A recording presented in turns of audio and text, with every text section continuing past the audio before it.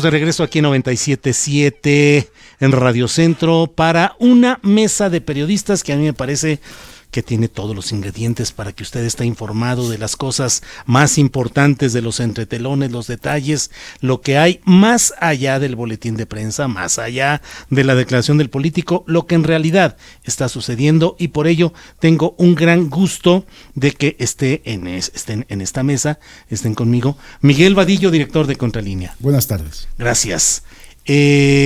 Rubén Luengas, bienvenido. Muchísimas gracias, Julio. Gracias, Rubén. Y Ernesto Ledesma, director de Rompeviento TV. Gracias, Julio. Bien, pues hay un montón de información. Ustedes digan con cuál quieren empezar, de qué quieren hablar. Ustedes saben que en esta mesa hay absoluta libertad profesional para que hablemos de lo que sea y como sea. Entonces están los temas de Carlos Slim y el asunto de los gasoductos. Está lo de Futuro 21, está esta advertencia de López Obrador de que si Morena se corrompe, él la deja. En fin, empiecen por donde quieran. Que cambien hasta de nombre, decía. Oye, sí, yo hago un anuncio, bueno, no un anuncio, el presidente anunció que mañana estará el secretario de Comunicaciones y Transportes para hablar precisamente de lo de cómo se está concluyendo lo de la liquidación de lo que iba a ser el aeropuerto de Texcoco. Uh-huh. Y que bueno, había acreedores entre 100,000 y 120,000 millones de pesos se tenía que pagar. Uh-huh. A propósito también de los gasoductos, que se llegó a un acuerdo. Lo que van a anunciar mañana, me informé, me enteré, es de que ya se terminó la negociación con estos acreedores.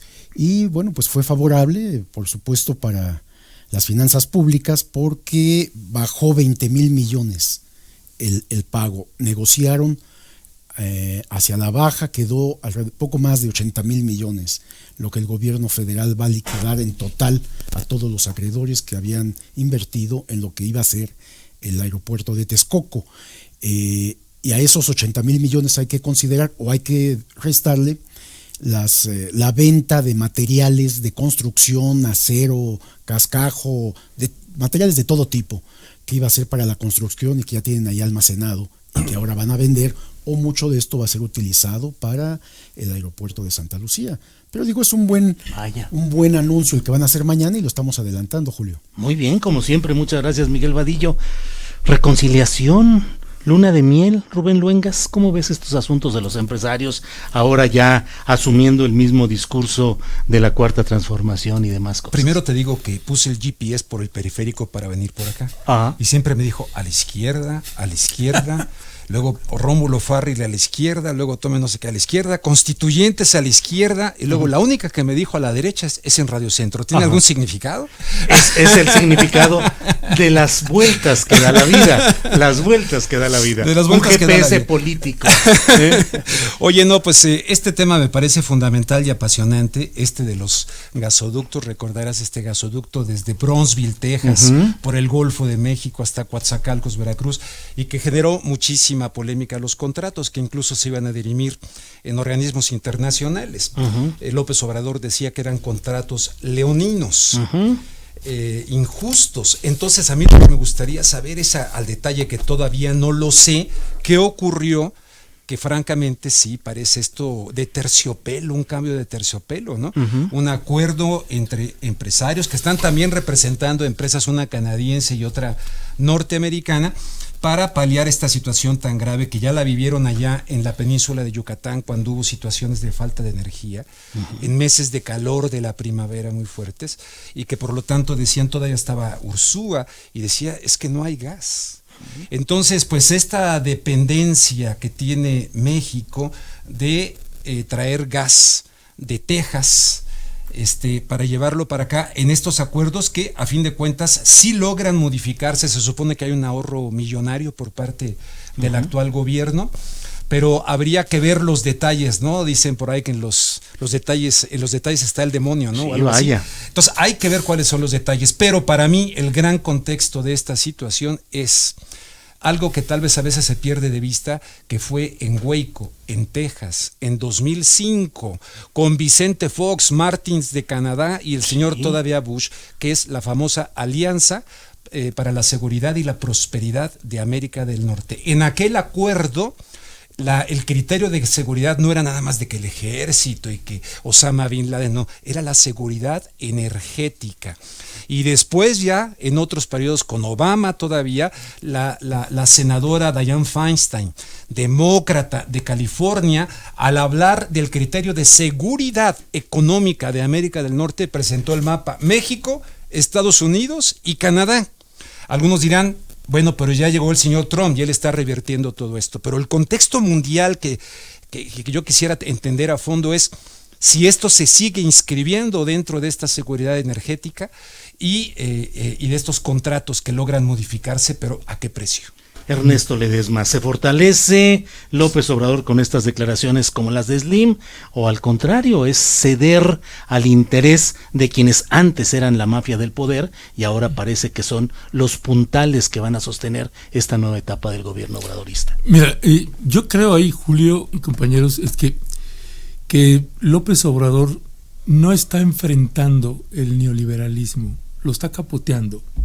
¿Me entiendes? Y este acuerdo está muy claro, finalmente esto que decías, Rubén, de la letra chiquita, los detalles, por ejemplo, que a mí no me quedó claro hoy en la conferencia en la mañanera, las tuberías, al terminarse de pagar, ¿de quién van a ser? ¿Van a seguir siendo de los empresarios o no? ¿Eso va a ser un pago vitalicio por parte del Estado mexicano o no? ¿Cómo se va a colocar esa parte? Me parece que López Obrador pues, está actuando como un hombre de Estado, un diplomático que procura recomponer algunas relaciones. Hay otro sector empresarial con el que no va a recomponer nada, que ya está muy clara la declaratoria de guerra. Y este otro, y particularmente con Carlos Slim, pues es un tipo también, un político muy hábil, no solamente es un empresario. Y lo que hicieron ahorita fue un acuerdo donde a López Obrador, que es marro con los centavos y que todos lo tienen claro, me parece que la cúpula empresarial con la que llegó a un acuerdo también fue inteligente, dijo, no nos vamos a desgastar en un juicio. López Obrador dice, estamos ahorrando 4.500 millones de dólares, no son de pesos, son de dólares. Que no son nada despreciables. Que no son nada despreciables para los proyectos. Claro. Y me parece que sobre esas va López Obrador, va todo lo que pueda acotar, además negociado, no está demandando a nadie, sino todo es negociación, sentémonos a negociar. Tú viste en la conferencia, creo que fue el reportero de Crónica, o no sé quién, que confrontó a los empresarios, que dice, bueno, pues finalmente ustedes habían firmado, ¿no? Creo Blanco. Creo que sí. Blancas, pero sí. Este hombre cuestiona, hace las preguntas, me parece, que nadie se estaba atreviendo a hacer, porque estaba exponiendo a todos los que estaban ahí sentados, pues habían firmado un contrato terriblemente desventajoso para el país, ¿no? Los leoninos contra los leoninos, y finalmente también dijeron, bueno, pues tenemos que ceder y no nos vamos a juicios largos, ¿no? Miguel Vadillo, tu opinión, por favor. Yo coincido en esto que capotea al neoliberalismo porque no hay de otra. Perdón, pero si tienen un proceso que ya se firmó, tienes que cumplir y pagar. Te vas a un tribunal extranjero de controversia y van a perder. Va a perder el gobierno, además de lo que vas a gastar en abogados, que estos cobran por minuto, man. Y procesos muy largos. Pero además de eso, vas a tener que pagar porque firmaste. El gobierno firmó, no firmó López Obrador, firmaron gobiernos anteriores en medio de una corrupción brutal, contratos leoninos en realidad. ¿Qué tiene que hacer el presidente? Bueno, lo sienta a negociar, hace política con ellos, utiliza su influencia con el fifí mayor, que es Carlos Slim, ¿no? Y acepta en bien de México. 4.500 millones de dólares es mucha lana, son 100,000 millones de pesos.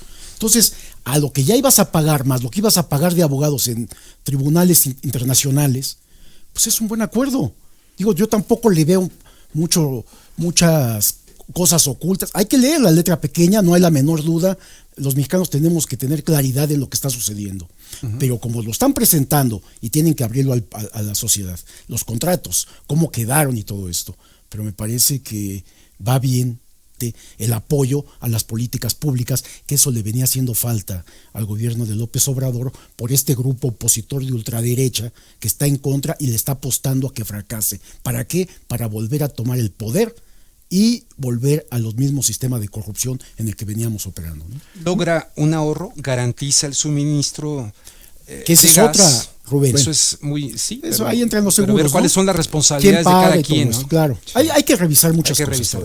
Ernesto Ledesma, y estamos a unos días de esa fecha formal, que en realidad son 9 meses de gobierno del presidente López Obrador, pero finalmente es el acto formal del primer informe de gobierno. Justo lo que dura un embarazo, 9 meses. Sí, claro, ya da a luz. Anda muy simbólico. Sí, hoy vienes muy simbólico. Sí, muy con el GPS te hizo reflexionar. Ernesto Ledesma, ¿qué ves para este primer informe de gobierno?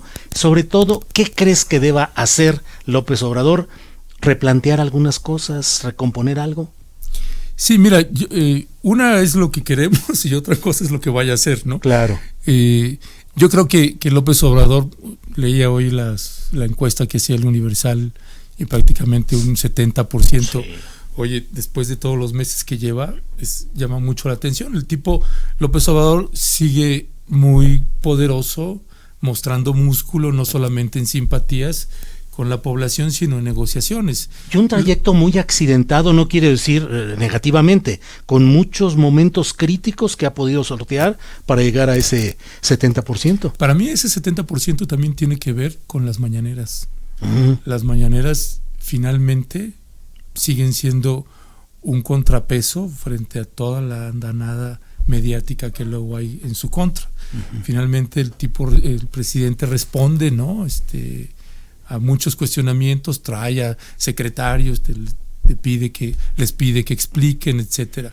¿Cuáles son los puntos que para mí siguen siendo pendientes? Es el plan de seguridad nacional. Porque nos quedamos solamente con la figura de la Guardia Nacional, pero yo todavía no tengo claro cuál es el plan de seguridad nacional, porque no creo que la Guardia Nacional lo resuelva. Tiene que ver también con una operación mucho más amplia que no se está viendo. 2, un órgano que vigile el actuar y la operación de la Guardia Nacional, porque eso es lo que sigue faltando. Después de todo el debate que se dio, si la Guardia Nacional sí, si no, etcétera. ¿Una supervisión ciudadana? Una supervisión ciudadana donde rinda cuentas, porque si no se nos va a repetir la historia, ¿no? Con el ejército, con la marina, lo estamos viendo en Tamaulipas y prácticamente en todo el país, ¿no?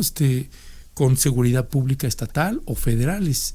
O sea, necesitamos un órgano ciudadano que regule, por lo menos mixto o plural. Me parece que ese es un tema pendiente que tiene que trabajar López Obrador. Uno de los temas. Y con Morena metido en problemas, ya ha dicho el propio presidente López Obrador que si se descompone Morena, él renunciaría a ese partido. ¿Cómo la ves, Miguel? No solo renunciaría, pidió que se le quite el nombre. Sí. Como diciendo, el nombre es mío, no lo manches, ¿no? Es de Miguelito. Sí, entonces, bueno, pues que vayan pensando que tienen que cambiarle el nombre a Morena, porque como va el asunto, verdaderamente no ayuda en nada. Pero esta preferencia que mencionaban de esta encuesta, del 70%, es aún tan alta a pesar de Morena, yo diría. Sí. Ni Morena ha podido bajar esa aceptación del presidente. Ese es un punto. Esta advertencia del presidente al partido tendrá que ajustarse adentro, ¿no? Saben que algunos son queridos, otros no. Este conflicto entre los legisladores. También Martí Batres con Monreal, que está haciendo mucho daño al partido, que está haciendo mucho daño a los grupos políticos internos. Pero bueno, finalmente el presidente también entiende de esta parte de política, es un oficioso en la materia y sabrán solucionarlo. Yo, esto que comentabas de Ernesto, de la circunstancia que está viviendo en este momento en el caso de López Obrador, de los principales problemas, yo coincido en que el principal problema en este momento es la seguridad, sigue siendo la seguridad y la violencia. Y que hasta este momento, hoy, 28 de agosto, la Guardia Nacional es un fracaso. Hasta hoy. Es un proceso lento que tendrá que dar resultados a futuro.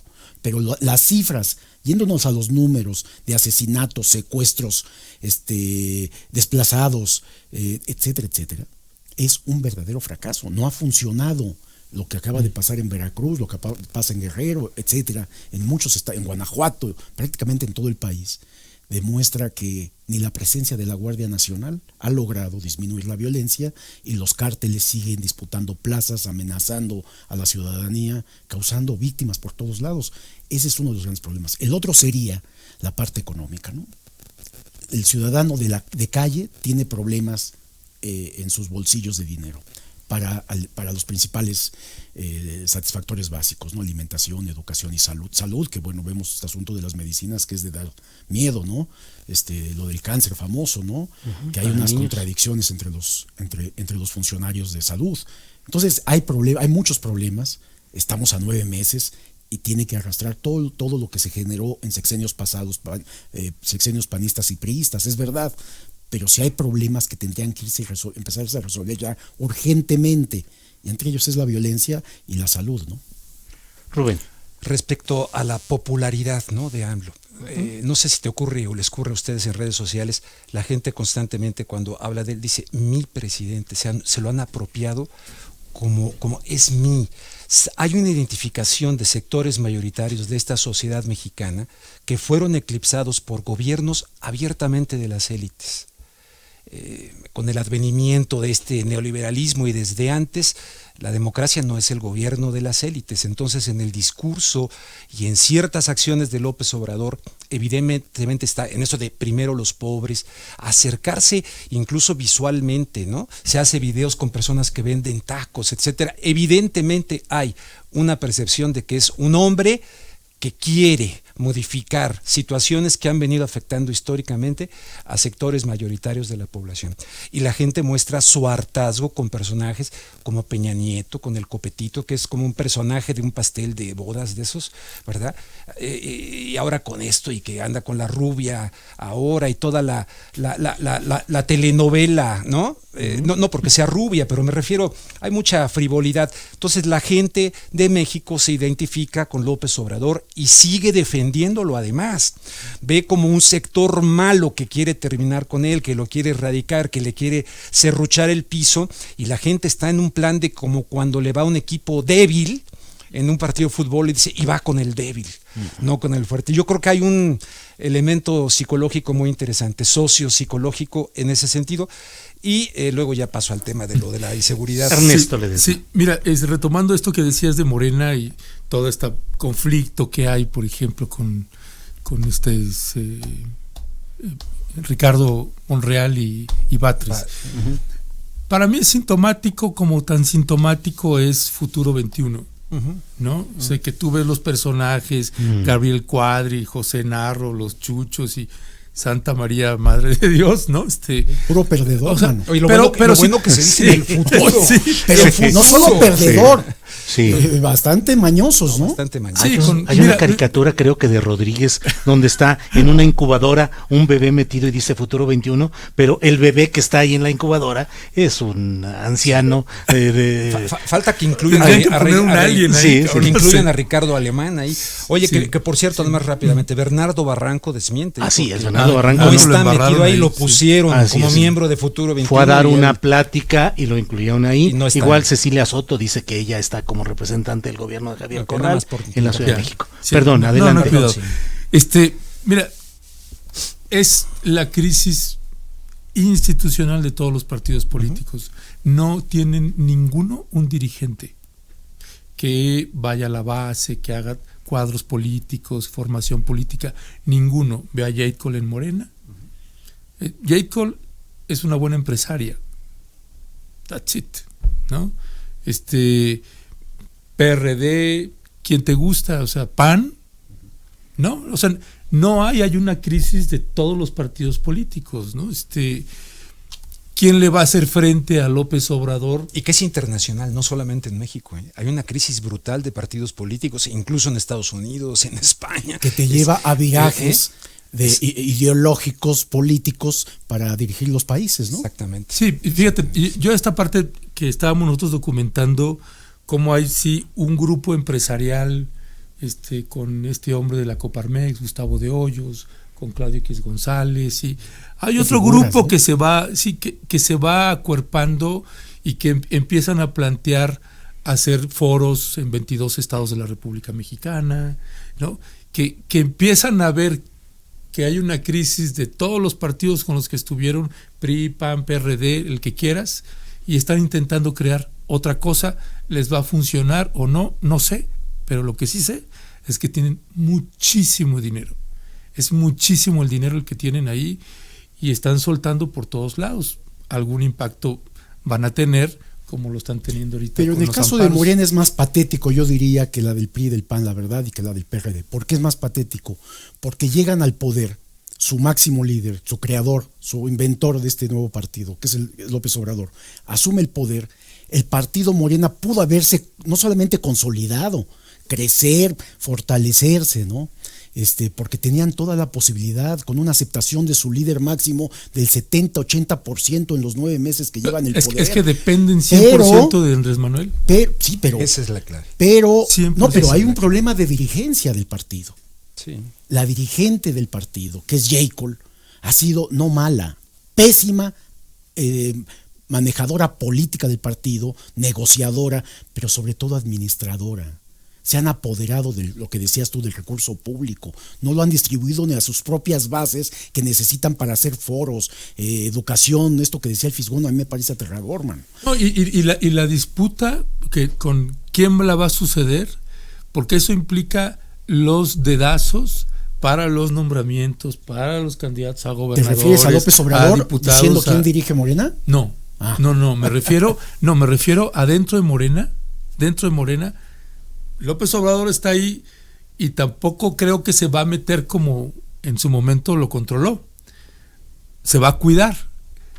¿Qué tanto? No sé. Hoy dio esa declaración, se me hizo durísima. Pues respeten el nombre, ¿no? O sea, por ejemplo, esta interpretación que tú hacías del cambio de nombre, no, a mí me parecía, es como la señal que le manda a Martí Batres cuando lo cuestionan en la mañanera de si qué opina él, a ver si se posiciona de un lado o del otro. Pues tú lees el discurso de Andrés Manuel y dices, bueno, pues hay que soltar y hay que ir a la calle y hay que estar con la gente, etcétera. Para mí le bajó el balón a Martí Batres y le dijo, métela.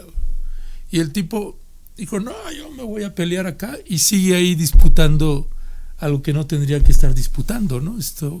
Pero es el Morena sí corre el riesgo, por supuesto, de despedazarse.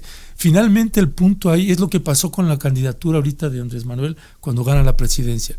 Tenías candidatos a diputados o presidencias municipales de Morena que ni campaña hicieron.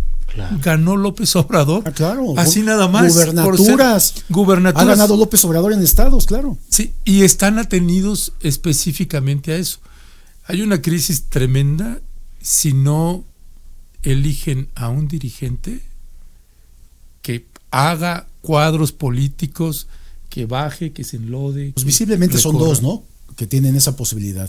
La que pareciera más cercana a Andrés Manuel López Obrador, que es Berta Luján, y el otro Mario Delgado, que es, según las encuestas, también a veces los encuestadores son terribles, según las encuestas, bueno, por no decir casi siempre, Julio, Mario Delgado está en primer lugar de las encuestas, y Berta Luján en esas encuestas aparece al final. Sí. Entonces, si creemos algo en las encuestas, sería Mario Delgado el próximo dirigente del partido, ¿no? Fíjate, viene a mi mente cuando una vez Carlos Castillo Peraza, entrevistándolo sobre algo, y decía, el PRD no es un partido, Rubén, me decía, es la sombra de un caudillo, refiriéndose.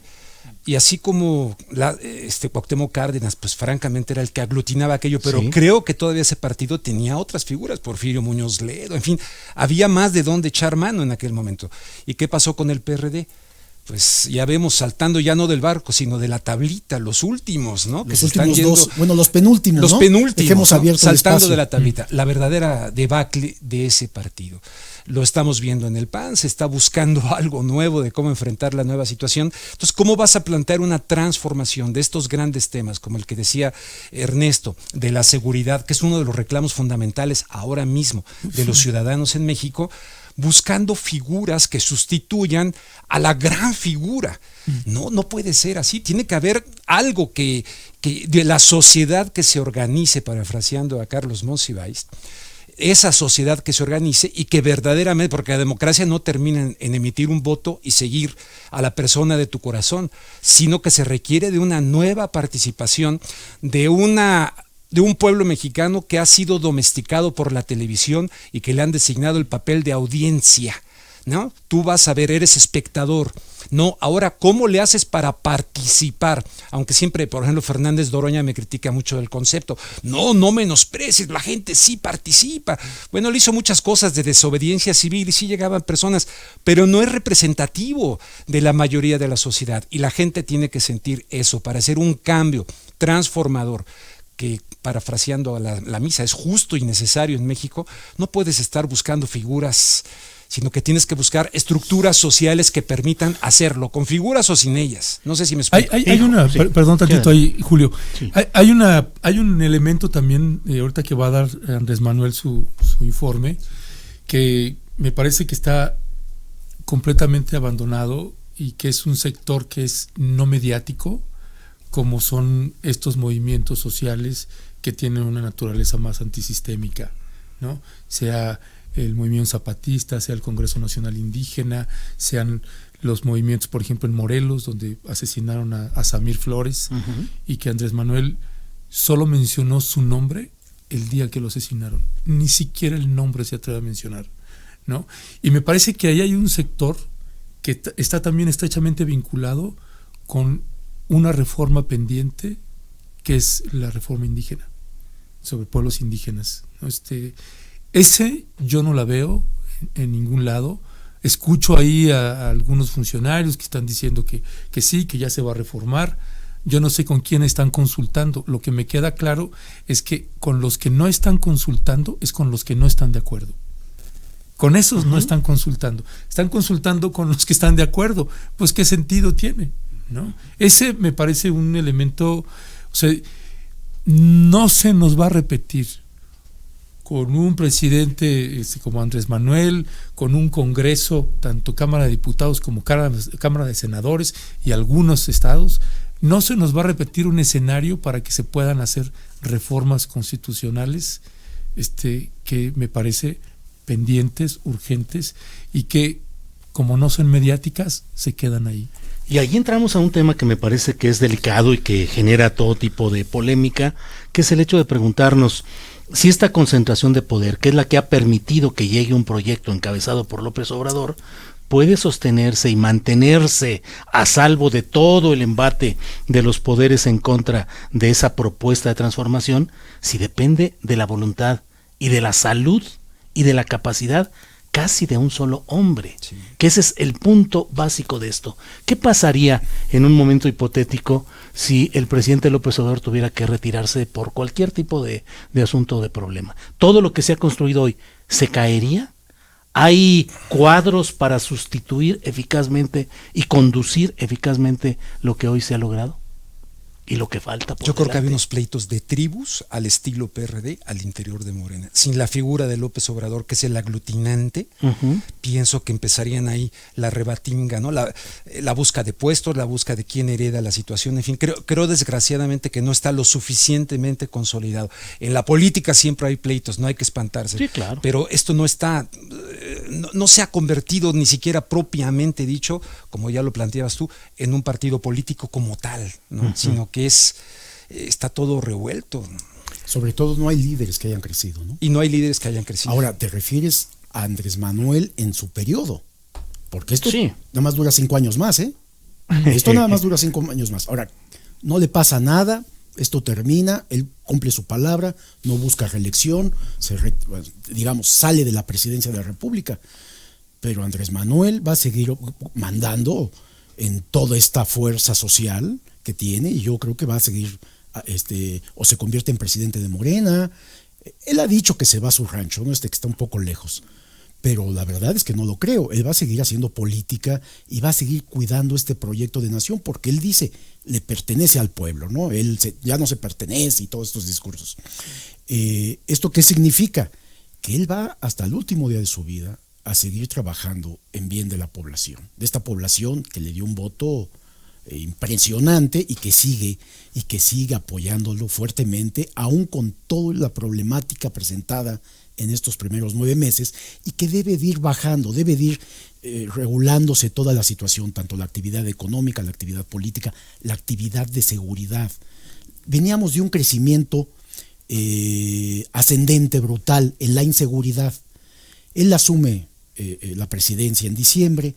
Esa seguridad trae una línea ascendente que no va a decrecer, ni siquiera se va a frenar inmediatamente. No se ha frenado, sigue creciendo la inseguridad, con todo lo que está instrumentando, los apoyos sociales, en fin, toda la atención que se está dando, no solamente la parte de vigilancia o la confrontación armada.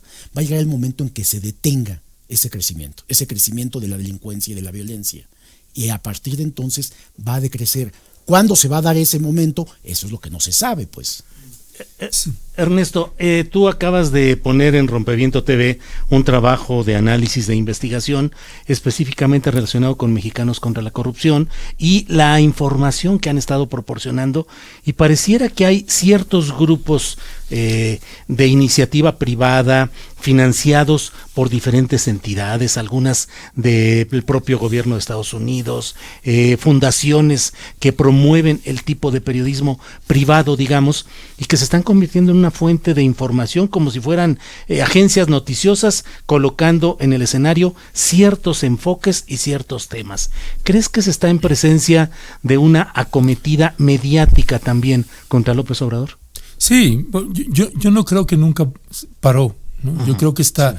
Lo que pasa es que en este caso, por ejemplo, con este empresario, que alguien me cuestionaba, oye, ¿y qué empresas tiene? Y me hicieron una buena pregunta. La de Claudio X González Guajardo. Sí, la de pues Claudio sí, X González Guajardo. Sí, finalmente tienes un grupo y un personaje que ha sido muy hábil, ¿no? Primero tiene unas alianzas con este hombre Alejandro Ramírez de Cinépolis y con Gustavo de Hoyos de la Coparmex, y toda una red, no es pequeña la red empresarial que está en contra de López Obrador.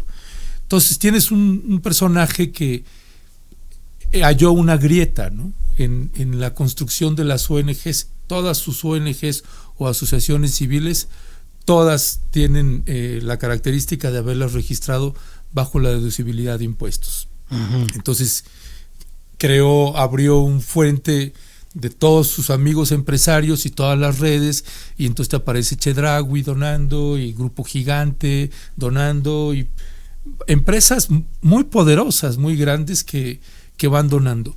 El punto que nosotros identificamos, y ya lo veníamos viendo desde hace un año, era esta manera de jalarse periodistas y de jalarse gente de las ONGs, activistas.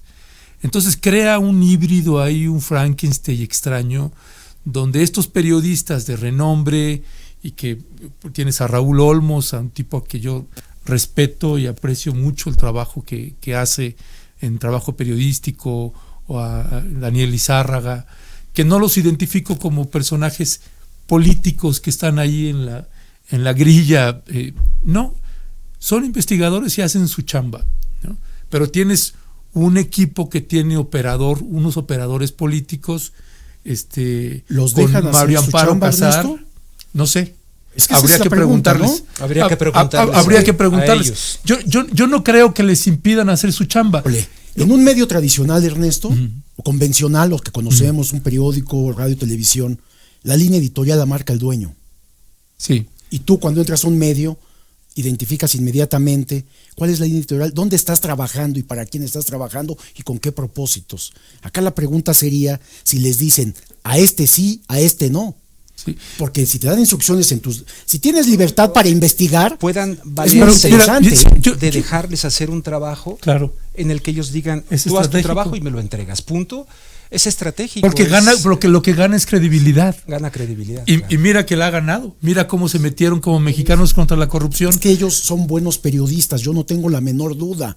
El punto es qué les permiten hacer y qué publican y qué no publican. ¿Por qué no les echas un phone Y ahorita que nos digan? Daniel Izárraga, Raúl Olmos, si nos escuchan, háblenos por favor. Háblenos y que nos digan. El Todo punto el ahí, equipo, pues, sí. porque para eso lo formó, Mira, para golpear a López Obrador, no hay la menor duda. Sí, es que eso es lo que ya quedó ahora claro, me parece. ¿Creado Mexicanos contra la Corrupción para golpear a López Obrador? Directamente. Esa es mi opinión, ¿eh? Sí. Por lo que he visto que la hace. mía ahora sí es esa. Antes no, pero ahora sí me queda claro. El punto es que ahí tienes un grupo de periodistas que a la hora de que ya esto se abre y queda develado, o sea, decía yo en el reportaje, ya no hay cartas marcadas, las cartas están abiertas. Y ya están, o sea, no es Claudio X González el que se ampara o promueve los amparos, 147 amparos con los aeropuertos de Santa Lucía o el de Texcoco. O estos tres tipos, el Plan Nacional de Desarrollo, ¿no? Que es una locura ahí. Pero, no, dice Claudio X González, presidente de Mexicanos contra la Corrupción.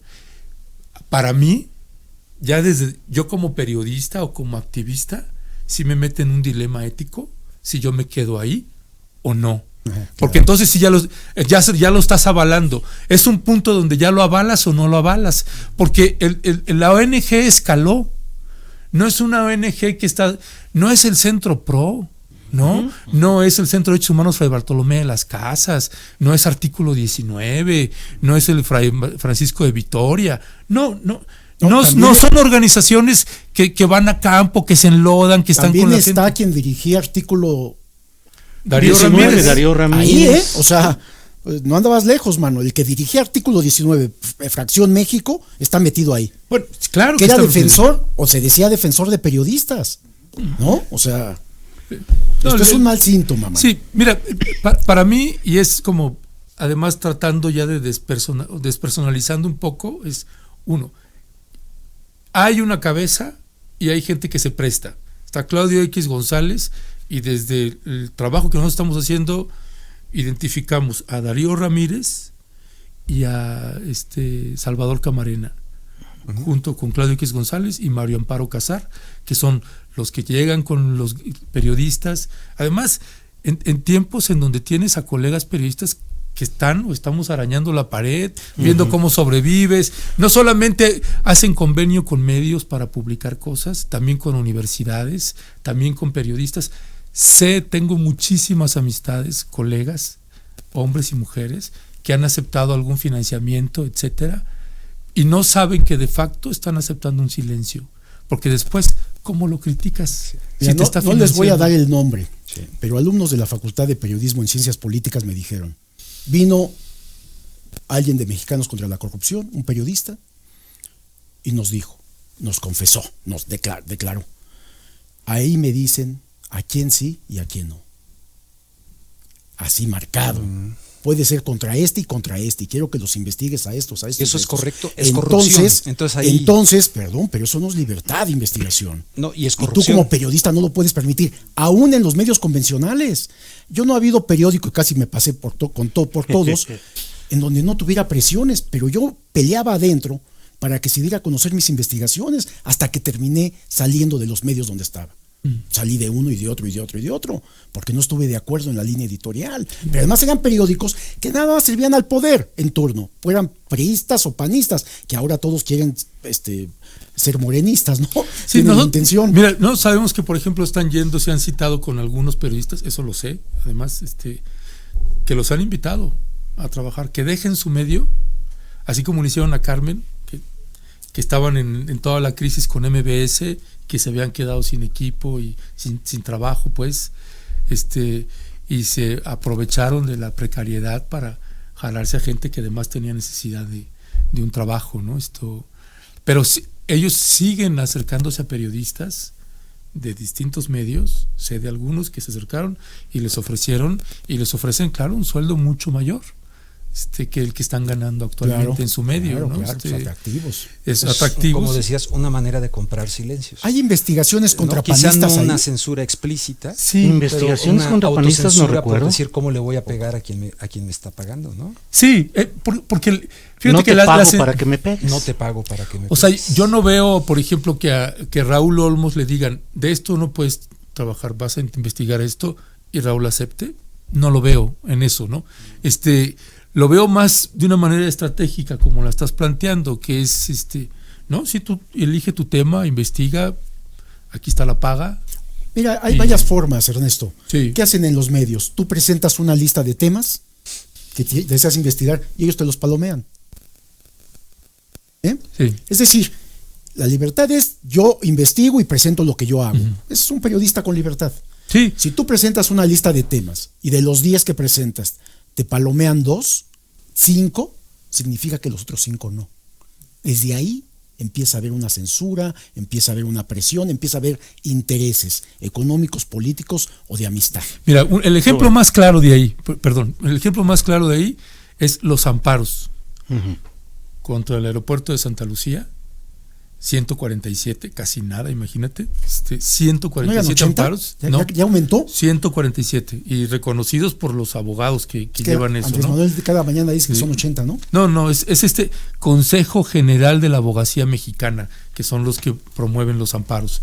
No, finalmente, el dato para mí así clarísimo, sí, es que tengan 147 amparos para un proyecto que no ha empezado y no tengan ninguno contra el aeropuerto de Texcoco, que es el proyecto cumbre que ilustra, que es el monumento a la corrupción empresarial y gubernamental.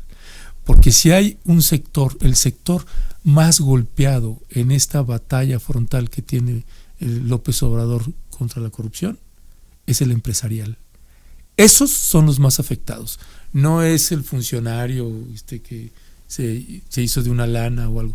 No, es el sector empresarial y son los que están ahorita rabiosos tratando de ver cómo le hacen.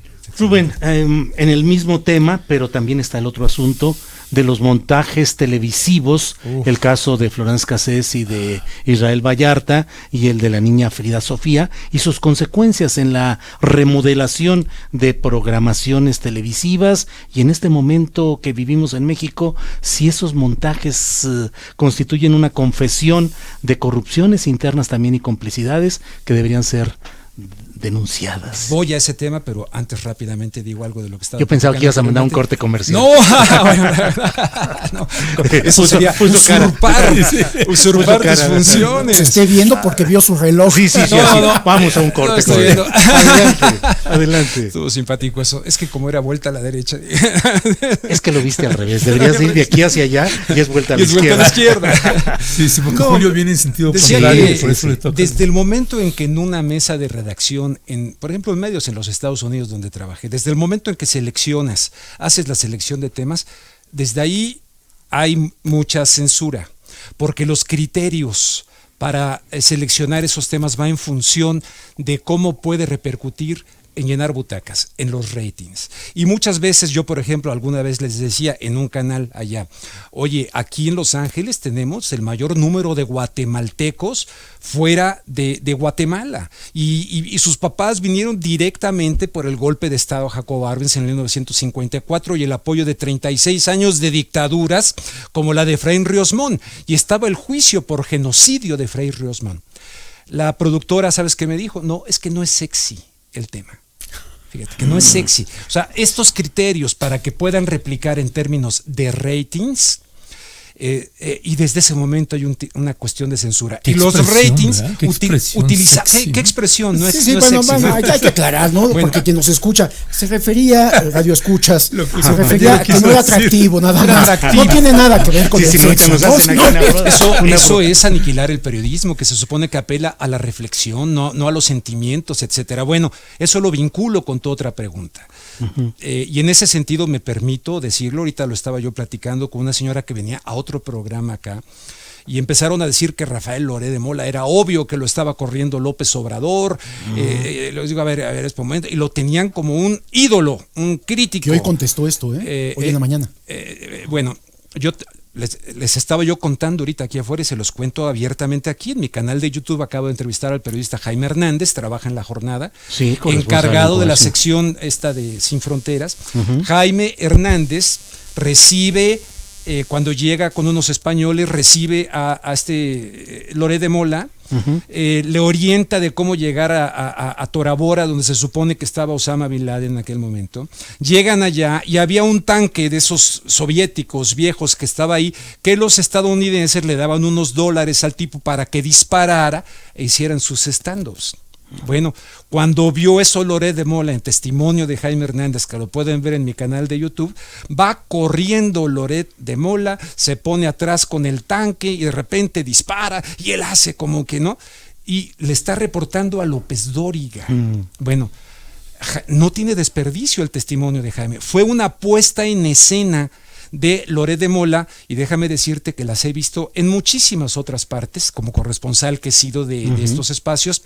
Entonces es buscar llenar butacas, el rating, decir, miren, y eso me parece corrupción.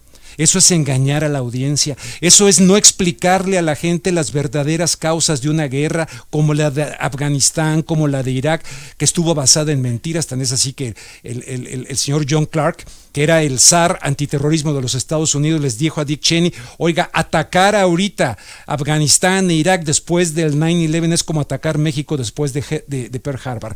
¿Cuál es la labor del periodista? Irte a lucir en una puesta en escena, en imagen, y decir soy un gran corresponsal de guerra con una puesta en escena. Lo que pasó con la señorita esta que dicen que va a sustituirlo, Daniel de Iturbide. Yo vi aquello, todos nos tenían conmovidos, etcétera. Sí. Ni siquiera con los elementos mínimos del periodismo, que es la verificación, la prudencia o citar, nos lo están diciendo. La Marina, el Ejército, lo que sea. Bueno, esto es muy común, desgraciadamente, no solamente aquí, ya ves esto, los estadounidenses lo hacían. Y luego tan es así que, por ejemplo, en la invasión de Irak, CNN tuvo una transmisión para nosotros dentro de Estados Unidos y una transmisión internacional distinta. O sea, me parece absolutamente reprobable de estas personas que se prestan a eso y se convierten en, y luego los dilatran, como la señora que estaba aquí afuera, hablándome de Rafael como así, como el ídolo del periodismo en México, por favor. Montaje hemos sido en el periodismo, montajes frecuentes y constantes, no solamente estos explícitos, sino muchos que no nos damos cuenta y que forman parte de la agenda del gobernante, del anunciante, del político en el poder, que dice hágase esto. Miguel Vadillo. Por supuesto, es reprobable, es antiético, viola es toda la parte deontológica, es corrupción periodística, ¿no? Corrupción periodística. Fíjate, en este pasaje que comentabas de Daniel Iturbide, cuando están describiendo, me acuerdo una frase que dice esta compañera, colega periodista, dice, la niña Frida Sofía acaba de informar, una niña de 2 años, acaba de informar que al lado de ella hay 2 cuerpos. Sí. O sea, tú te imaginas a una niña dando una descripción de cómo estaba abajo en medio de no todo los esto. Ve, pero los percibe. No, o sea, no, o sea, atreverse a toda esta parte, ¿no? Es brutal todo esto, ¿no? Es brutal. Engañar a la sociedad o pretender engañar a la sociedad de esta manera, ¿no? Y lo otro, lo de Loret en esto de vamos a recrear la escena, ¿no? Y García Luna, que es el responsable y que está libre de todo, monta nuevamente en otro lugar, en otro espacio, y hace una escena, ellos grabándola periodísticamente como si estuvieran trabajando en los hechos reales. Es una mentira todo esto. Y esto provoca, ¿a dónde va esta mentira periodística? Provoca precisamente daños al debido proceso que motivan la salida de Florence Cassés, la francesa, y mantiene preso, extrañamente, porque también él está involucrado en el debido proceso, mantiene preso a Vallarta, que si uno ve el fondo, bueno, pues era una organización de secuestradores, hay pruebas, hay colegas periodistas como mi amigo Pepe Rebeles que dice que no, que él hizo su investigación, pero en fin, hay violaciones al debido proceso. La verdad legal, que es la que en este momento impera, así esté mal o no estemos de acuerdo socialmente, es que este hombre cometió ese delito y por eso se mantiene preso tantos años. Esa es una verdad legal. Sin sentencia. Sin sentencia, pero es una verdad legal, ¿eh? Esa no podemos discutir que no es una verdad. La verdad pero social. Sí podemos discutirla. ¿Cómo no? Sí, podemos decir que no nos gusta. Sí, claro. No podemos decir que no nos gusta, pero la verdad legal es esa, ¿eh? Sí, bueno. Que está preso legalmente. Sí, claro. Es lo que digo. No que yo esté de acuerdo, entiéndeme, Ernesto. Yo digo yo es que la verdad legal es que está preso por secuestrador. Sí, falta la sentencia. Sí, lo que pasa es que cuando yo te oía pareciera que sí cometió ese delito. No, porque no ha sido juzgado todavía. Bueno, no ha terminado el juicio. Ese es mi punto, por ejemplo. A mí esa entrevista que te quiero felicitar, Julio, que me pareció que está a la familia Vallarta, me pareció esclarecedora, muy necesaria, muy importante, y que a mí lo primero que se me viene, ¿no? Porque eso es lo común, esta gente no dimensiona, me refiero a Carlos Loret de Mola, a Televisa y a todos los que encubrieron ese show, ¿no? El nivel del daño a las personas, a las familias, el nivel del daño a las personas, a las familias, que les cambia la vida. Y que no les importa esto. Sí, o sea, para mí es un asunto que el planteamiento tendría que ser abrir un proceso penal contra Carlos Loret de Mola. No es un asunto menor. Mira, es como Claudio X González en su campaña con los de la CENTE, la Coordinadora Nacional de Trabajadores de la Educación. Había un proceso. La CENTE. Fueron en el sexenio de Peña Nieto, después de la aprobación de esa mal llamada reforma educativa, son 41 profesores presos por protestas. Y no estoy hablando que estuvieron presos una semana, un mes, no, años presos, ¿no? Lo que le cambia la vida, familia por familia, cuando te metes a pelear por la libertad. Es lo mismo con Carlos Loret y con esta gente que hacen un show mediático a costa de la dignidad, de la integridad, de la salud mental, física, de todas las dimensiones posibles. No, a mí eso tendría que ir muchísimo más allá de decir, bueno, eso es corrupción. No, eso no es solamente corrupción, ¿no? No, pero me parece que un proceso penal es inviable aquí en este caso. Y yo explico por qué. El proceso penal no puede ser contra Loret, porque el proceso penal podría ser contra la autoridad que sometió a hacer todo ese montaje, que es García Luna y todo el equipo de policías y todos.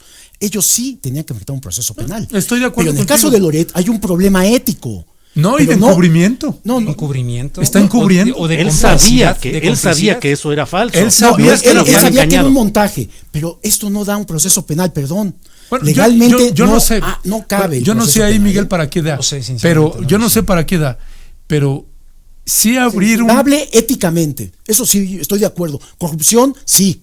No sé en términos legales, pero legalmente no da, pero debería. Pero si no, que a fin de cuentas sirva. ¿Se acuerdan del trabajo de la Sociedad del Espectáculo de 1967? Después sacó de Vargas Llosa. No, mucho antes. La Sociedad del Espectáculo es de un francés, Guy de Proa o algo así. Él establece ese libro que es genial. Ojalá lo lea la gente. La Sociedad del Espectáculo. Y es esto que estamos viendo. Ya después el de Vargas Llosa es la civilización del espectáculo. Sí. Nada más cambió ese nombre, pero básicamente el pionero en ese trabajo es este. Y eso es lo que vemos en este tipo de situaciones. Bueno, la dictadura perfecta lo revela, ¿no? La película. Privilegian el espectáculo por encima de un periodismo que se ha venido devaluando. Que tú decías, la búsqueda de rating son capaces de violar todo. De violar absolutamente todo. Sí. Estoy de acuerdo con eso. ¿No? Bueno, pues por desgracia el tiempo se agota. Debo decirles que tienen el más alto nivel de audiencia, ya que estamos hablando de estos asuntos. Otra hora. Qué bueno que dices audiencia, porque la mayor gente dice el auditorio. El auditorio es el Auditorio Nacional. La audiencia. 10,000, casi 10,100 espectadores en YouTube y una muy buena audiencia en Radio al Aire.